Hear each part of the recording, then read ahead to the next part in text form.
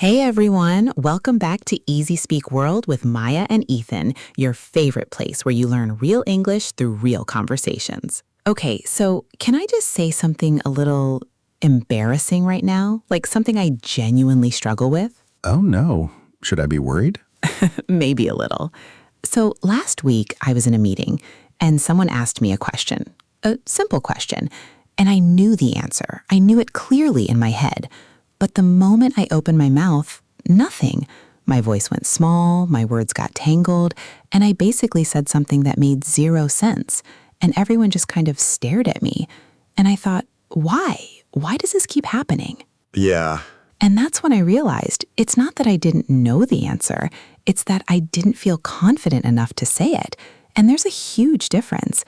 And as always, I've got Ethan here with me, and I'm pretty sure he's had a version of this moment too. Oh, absolutely. I mean, you're right, Maya. I've been there more times than I'd like to admit. That moment where your brain works perfectly fine, but something inside you just hesitates, like there's a little warning signal going off saying, wait, are you sure? What if you're wrong? What if they judge you? Exactly. And the frustrating thing is, that little voice doesn't care whether you're smart or not. It doesn't care if you're prepared. It just shows up anyway. It's kind of rude, honestly. It really is. It's so rude. So today, that's exactly what we're talking about. Confidence. And not in a motivational poster on a wall kind of way. We're talking about the real stuff.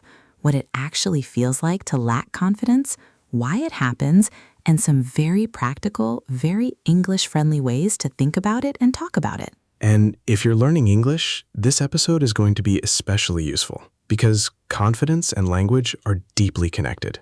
You can't separate them. That's such a good point. Okay, before we go any further, if you're watching this on YouTube, please hit that like button. It genuinely helps the channel and helps more English learners find us. And subscribe if you haven't. We post every week. And here's our comment question for today. When was the last time you held back from saying something because you didn't feel confident enough? Drop your answer below. We actually read them. We love them. All right, so let's start here. Ethan, when you hear the word confidence, what comes to mind first? Honestly, I think of this idea that confident people are loud. Like they speak first, they speak a lot, they never seem unsure. But I actually think that's a myth. Oh, I agree completely. Because I've met people who speak so loudly and so much, and they're actually incredibly insecure inside. And I've met quiet people who are deeply, deeply confident. There's no volume setting on confidence. Right. Confidence isn't about performing certainty.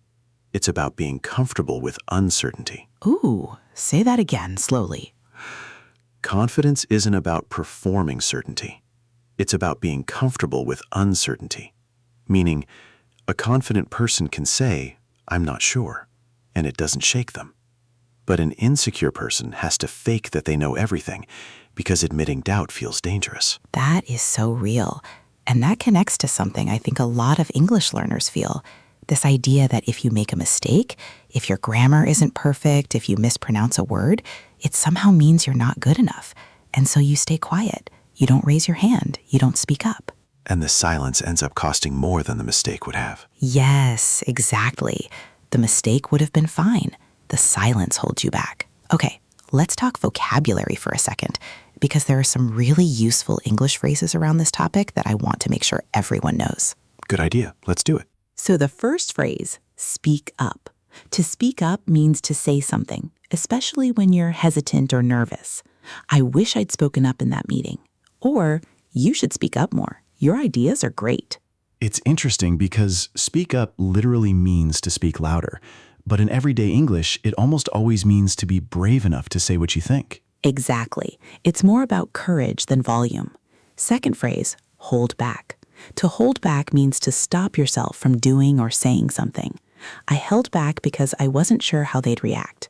Or don't hold back. Just say what's on your mind. And holding back often feels like the safe choice in the moment, but it's usually not. Right. And the third one, self-doubt. Self-doubt means you question your own abilities or worth. I struggle with a lot of self-doubt. Her self-doubt was stopping her from applying for the job. Self-doubt is fascinating because it usually has nothing to do with your actual ability. It's a feeling, not a fact. That is such a good distinction. A feeling, not a fact. I love that. Can I share something I read once that completely changed how I thought about confidence? Please, yes. So there's this idea that most people think confidence comes before action. Like, once I feel confident, I'll do the thing. But actually, it's the opposite. Confidence comes after action. You do the thing, even when you're scared. And the confidence builds from that experience. Wait, so you're saying the whole time we've been waiting to feel ready, we were doing it backwards? Kinda, yeah. Readiness is a myth. Nobody ever feels completely ready. You just start. Okay, that is both deeply inspiring and also a little annoying, because I've been waiting to feel ready for so many things. Same, we're all doing it. All right, but let's get really practical here, because I think one thing people don't realize is that confidence has a language. The way you talk, the words you choose, can actually make you sound more or less confident, even in English. Oh, totally. And this is especially helpful for English learners, because sometimes the issue isn't your grammar, it's your phrasing. It's the signals your words send. So here's what I mean. There are what I call shrinking phrases, phrases that make you seem less sure, less present, less confident. And then there are stronger alternatives. Give us an example. Okay, instead of saying, sorry, this might be a stupid question, but just say, I have a question. That's it. You don't need to apologize for being curious. Right. And when you apologize before you've even said anything, you're already putting yourself below the other person. Exactly. Or instead of, I'm not sure if this is right, but maybe, you can say, I think, or my view is, or what I've noticed is. These phrases show that you have a perspective. You're not begging for permission to speak. It's subtle, but it changes everything about how you come across. And here's one more. Instead of trailing off at the end of sentences, which sounds like you're asking for approval, try ending with a clear, calm, full stop. Literally. Let your sentence finish. Don't go up and pitch at the end like you're asking a question when you're not. That's actually really hard to do when you're nervous, because your voice naturally rises when you're unsure. It does. And it's something you can practice, even by yourself, just saying things out loud, clearly with intention. Can we talk about the emotional side of this?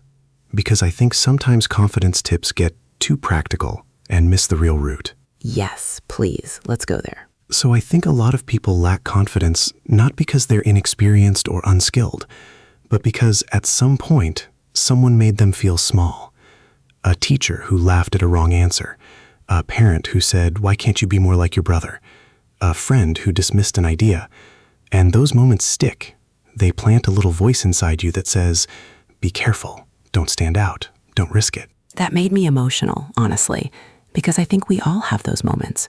Something someone said that they probably forgot the next day, but that you still carry around years later. And the work of building confidence is partly about recognizing those old messages and choosing to not let them run the show anymore.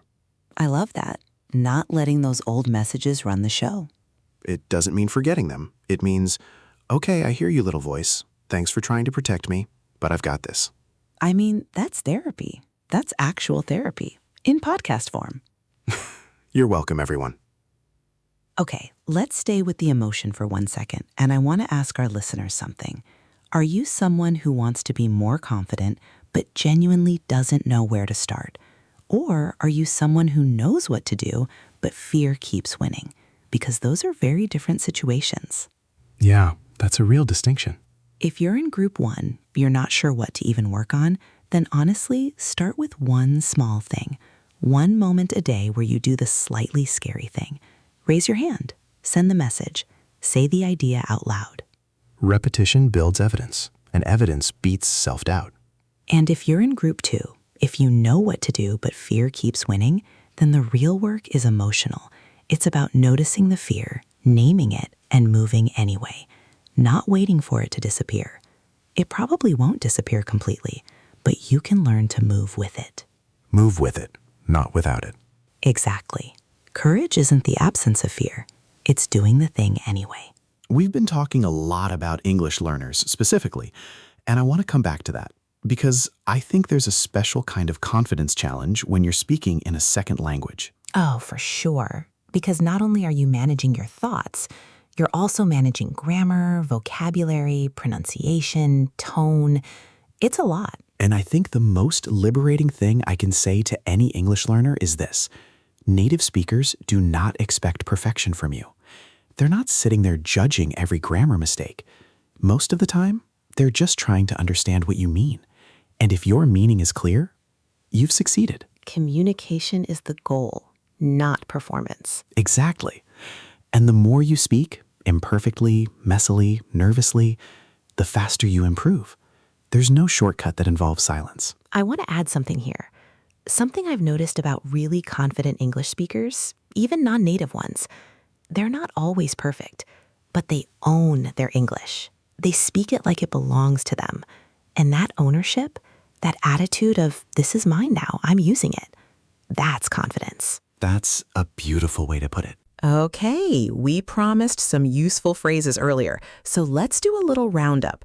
Phrases that confident people use in English that you can start using today. Love it. Let's go. First, I'd like to share something. Simple, clear. It signals you have something worth saying before you even say it. Second, in my experience, this frames your input as personal and authentic. You're not claiming to be the world expert. You're just sharing what you've lived. Third, I see it differently. This is how confident people disagree. Not you're wrong, not actually in a condescending tone. Just, I see it differently. And then you explain. Fourth, let me think about that. Taking a pause isn't weakness, it's intelligence. Confident people don't rush answers just to fill silence. And fifth, my personal favorite, I don't know, but I'll find out. Because admitting you don't know something calmly and clearly is one of the most quietly confident things you can say. That last one is underrated.